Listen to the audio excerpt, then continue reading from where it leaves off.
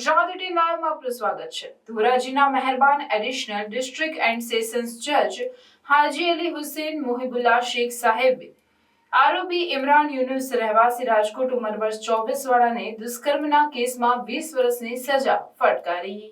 ધોરાજીના મહેરબાન additional district and sessions જજ હાજી અલી હુસૈન મોહિબુલ્લા શેખ સાહેબે આરોપી ઇમરાન યુનુસ રહેવાસી રાજકોટ ઉંમર વર્ષ 24 વાળાને દુષ્કર્મના કેસમાં 20 વર્ષની સજા ફટકારેલી છે।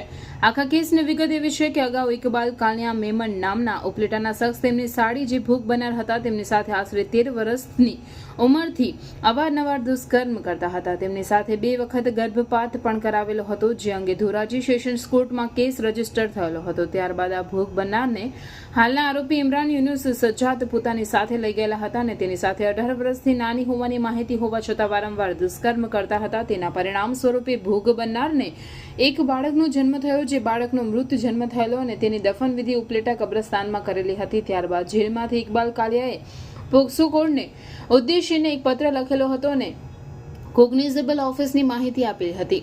તાત્કાલિક પ્રિસાઇડિંગ ઓફિસર રાહુલ કુમાર મહેશચંદ્ર શર્માએ તાત્કાલિક તપાસનો આદેશ આપેલો, જે અન્વયે ઉપલેટા શહેરના તત્કાલીન પીઆઈ કે જાડેજાએ તપાસ કરાવેલી અને એક્ઝિક્યુટિવ મેજિસ્ટ્રેટની હાજરીમાં કબર ખોદી અને બાળકનો કંકાલ મેળવ્યો હતો, જેના ડીએનએ ટેસ્ટ થતાં તે પોઝિટિવ આવેલું અને બાદમાં ચાર્જિસ કરવામાં આવ્યો।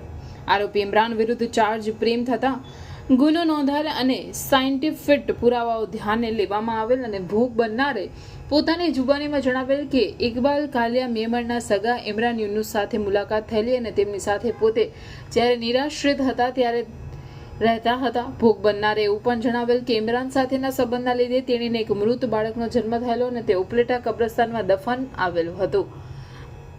આ તમામ સંજોગોને ધ્યાને લઈ અને એડિશનલ પબ્લિક પ્રોસિક્યુટર કાર્તિકેય પારેખે દલીલ કરી હતી કે આ ભોગ બનનાર છે તે આરોપી પહેલેથી જ જાણતા હતા।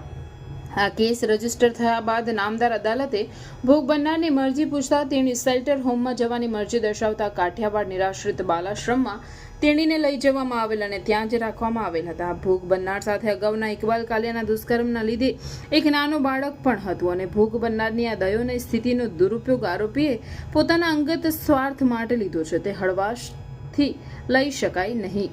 બંને પક્ષની દલીલો અને રજૂ થયેલા પુરાવાઓને ધ્યાને રાખી નામદાર સેશન્સ જજ હાજી અલી હુસૈન મોહિબુલ્લા શેખ સાહેબે ઇમરાન યુનુસ સજાદને 20 વર્ષની સજા અને 5000 રૂપિયાનો દંડ ફટકાર્યો હતો।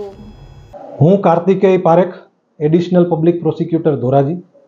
આજરોજ ધોરાજીના મહેરબાન એડિશનલ ડિસ્ટ્રિક્ટ એન્ડ સેશન્સ જજ હાજી અલી હુસૈન મોહિબુલ્લા શેખ સાહેબે આરોપી ઇમરાન યુનુસ સજ્જાદને 20 વર્ષની સજા દુષ્કર્મના કેસમાં ફટકારેલી છે।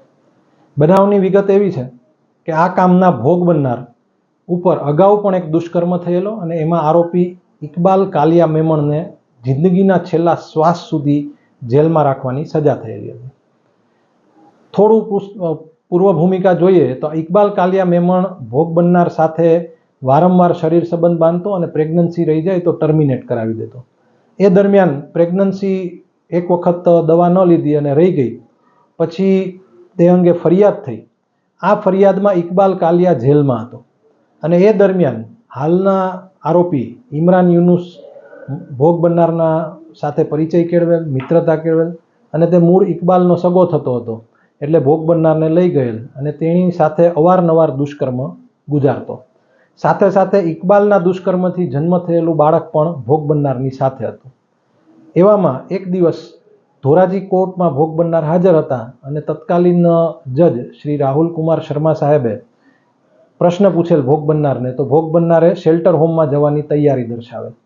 સમાંતર ધોરણે ઇકબાલ કાલિયા મેમણે કોર્ટને ઉદ્દેશીને એક પત્ર લખેલો કે આ ઇમરાન યુનુસ અને ભોગ બનનાર સાથેના શરીર સંબંધથી એક મૃત બાળકનો જન્મ થયેલો છે, જેની દફન વિધિ ઉપલેટા કબ્રસ્તાનમાં થઈ છે। તત્કાલીન પીઆઈ કે જાડેજાને શર્મા સાહેબે ઓર્ડર કરેલો અને તેના આધારે ઇન્વેસ્ટિગેશન શરૂ થયેલું। એક્ઝિક્યુટિવ મેજિસ્ટ્રેટ, ધાર્મિક મૌલવીઓ અને બધાની હાજરીમાં કબર ખોદી અને તેમાંથી હાડપિંજર મેળવેલ અને આ હાડપિંજરમાં જે કાંઈ પણ ડીએનએ ટેસ્ટ થતા તે ઇમરાન યુનુસ સજ્જાદનું મૃત બાળક હોવાનું રેકર્ડ ઉપર આવેલ। આ બધા જ સંજોગોને ધ્યાને લઈ અને નામદાર અદાલતે આજરોજ આરોપીને 20 વર્ષની સજા અને રૂપિયા 5000નો દંડ ફટકારેલ છે।